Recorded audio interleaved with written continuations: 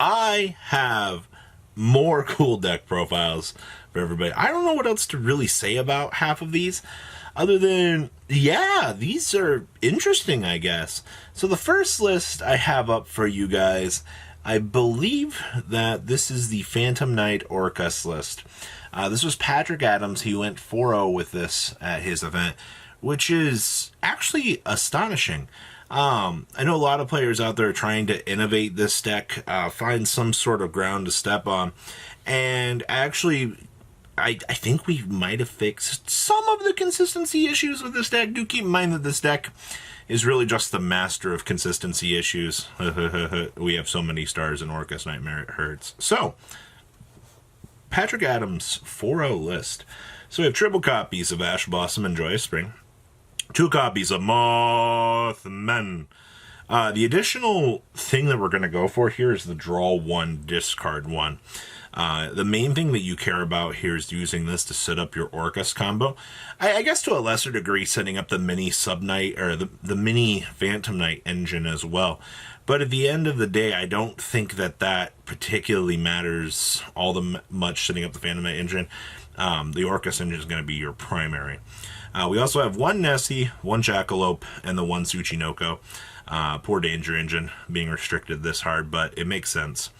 We have triple copies of Garisu, being able to drop our Mech Knight, or our Orcust friend here, so that we can start setting up combo is very, very nice. Or, I mean, we can bury our Orcust engine if we want. We have 1 Gizmek Orochi, banish 8, feel great. Triple copies of Nibiru. And then we have 1 Brass Bombard. I wish this card didn't stink. 2 copies of the Symbol Skeleton. And then we have triple copies of the Orcust Nightmare. That's our Orcust engine. Very basic stuff. Then we have the 1 Phantom Knight of Ancient Cloak. 1 copy of Silent Boots. Then we have triple copies of the Torn Scales, baby. With the 1 copy of the World Wand. With 1 Dark Magician. And 1 Red Eye. So, on a sub-note, at least you should be ending on Dragoon Calamities. I believe is going to be your most optimized board. With some extra stuff. We have triple lore, 1 copy of the Foolish Barrel, 1 Monster Reborn, the 1 Babel, being able to make sure that we can make this stupid card in our opponent's turn is really good.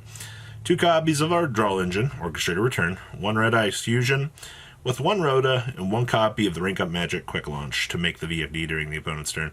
Oh, we're also going to have Fog Blades backing up our board. Shucky darn, I hope you don't plan on playing the game. You're going to have to deal with a VFD Rusty and all that crap. We also have 1 Zeroboros, 1 copy of Rusty Tin Can, 1 Verti Anaconda, 1 Link Karibo with the 1 Unicorn, 1 IP, and the IP plays still really good, making the Unicorn on the opponent's turn. 2 copies of the Galtea, 1 copy of Cherubini, 1 Boral Sword with 1 Barricade Borg, 1 VFD, 2 copies of Dingrisu, and 1 Dragoon. Side deck here we have triple Ansia, triple copies of Droll and Lockbird, and then we also have triple copies of Cosmic Cyclone, triple copies of Dark Ruler No More with 1 Feather Duster, and triple copies of a Pointer of the Red Lotus, wrapping up your 4-0 list. Nothing particularly too crazy about this. I do like that we've basically figured out the kinks in this strategy, and that means that the world now is more educated on the possibility of bringing back Orcust. It's been a little while, actually. Maybe Harp Horror to 1 on the ban list? Maybe, I don't know. Next up, we have GOuki, of all things. This was the undefeated... actually, I think this was undefeated, if I recall correctly from my notes. So, what GOuki do? GOuki make big link plays. Also, you get access to Red Ice Fusion into the Dragoon. Warrior Toolbox Shenanigans. Thank you, Isolde. You're such a good card. I'm so glad you exist. So we have 2 copies of Ash Blossom and Joyous Spring. We have the 1 0 day, so all link monsters pointing this card lose 1,000 attack. Sure, we don't care about that. If a code breaker link monster on the field is destroyed by battle card effect, while this card is in your grave, destroy this card. If this card is destroyed by battle card effect, then you got shenanigans. Alright. We have 1 copy of the Dragon Buster Destruction Sword. Extra linking, or locking the opponent out of their extra deck because of this is so good. 2 Droll and Lockbird, triple copies of our Warrior Extender, 2 copies of GOuki Guts. This defense position monster cannot be destroyed by battle. You can only use each of the effects. So during your main phase, you make all Goukis gain 200 attack. If this card's sent from the field to the graveyard, we get to add a GOuki card from our deck to our hand. Huh. I see why we play this. We have 1 Headbat, 1 copy of Iron Claw. During damage calculation, when your GOuki monster battles an opponent's monster quick effect, send this card from your hand to the graveyard. To the end of this turn, your monster gains 500 attack. It is unaffected by the opponent's card effects. And if this card is sent from the field to the graveyard, you get to add a GOuki card. So, more searchability. Alright. We have 2 Octo Stretch, triple copies of Suprex, with 2 copies of Twist Cobra, 2 Junk Forward, 2 Nibiru, 1 Photon Thrasher, 1 Red Layer, 1 Ancient Cloak, 1 Silent Boots, with 1 Dark Magician and 1 Red Eyes. Huh. I wonder what we're doing here. Is it Rusty? We have 1 Durandal, 1 Phoenix Blade, 2 Rematch, with 1 Red Ice Fusion, 1 Rhoda, 1 Hornedrones, with 2 copies of Fog Blade, and 1 copy of Shade Brigade.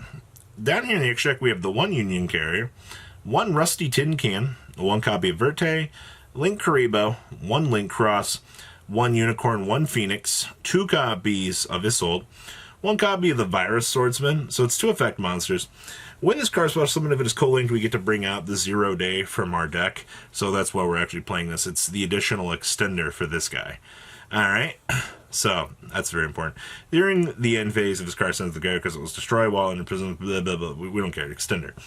Alright, Virus Berserker. So it's 2+ monsters, including your Codebreaker monster, which you'll be automatically able to climb up to into this. If this card is co-linked, you're supposed to summon up to 2 Codebreaker monsters from your hand and or graveyard to your zones that this card points to.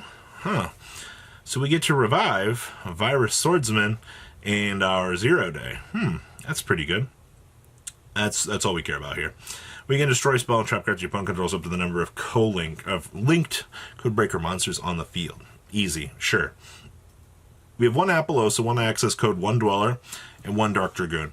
Side deck, we have 2 Lancia, Triple Turtle, 2 copies of Ghost Ogre, 2 Cosmic, triple copies of Dark Roller, with 2 Chalice and 1 Feather Duster, wrapping up this bad boy. The last list I had for you guys, this is Paleozoic Dogmatika. Yeah, you heard me right. We're actually looking at Paleozoic in the year 2020. I know we're near the end of the year here. There's so many other cool strategies that came out this year. Nah, man, we're going to have a flashback to the Paleozoic era. So we have triple copies of Ash Blossom and Joyous Spring, 2 copies of Ecclesia, with the 1 copy of the Fleur de Lis, triple copies of Dupe Frog, 2 copies of Ronin Totem, and triple copies of Swap Frog. Our best field is an Ecclesia, plus a Totally Awesome with back row. Anybody else feel that that's a little bit subpar by modern day Yu-Gi-Oh? It's kind of interesting.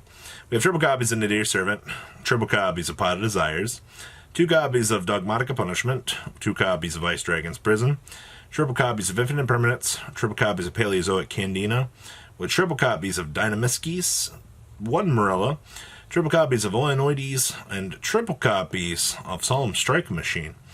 Extra deck here, we have 1 Titaniclad, 2 copies of Anantis, 1 Miss Starboy, 1 copy of the Coral Moon, 1 copy of Link Karibo, 1 Unicorn, 1 Iria, 1 Access Code, 2 copies of Totally Awesome, 1 copy of Curse to Javelin, 1 Sky Cavalry Centauri, 1 Opabenia, and 1 copy of the Animalkeys. And then side deck here, we have 1 Dino Wrestler Pankratops, triple copies of Lightning Storm, triple copies of Anti-Smell Fragrance, triple copies of Evenly Matched, 2 Heavy Storm Duster, and triple copies of, you guessed it, Solemn Judgment. Wrapping up Paleozoic Dogmatika.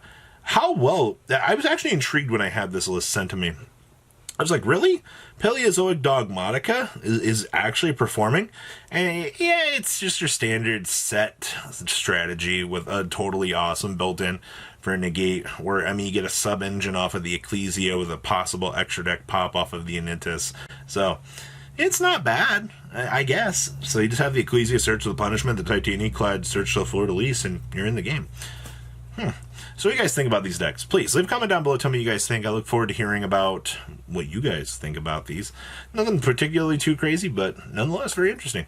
I'll see you beautiful faces later on. Have a good rest of your day, guys. Thank you, patrons, for making the ride never truly end. Without you guys' support, well, I would probably be doing Truffle Shuffle videos for a living.